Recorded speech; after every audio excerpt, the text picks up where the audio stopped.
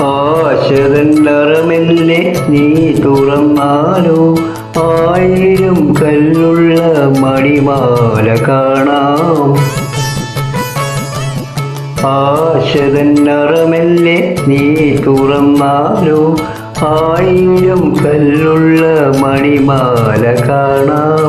ഒരു മോഹമുണ്ടേ ആ മാല നിന്റെ ഓമൽ കഴുത്തിലൻ കയ്യാൽ ചാർത്താൻ.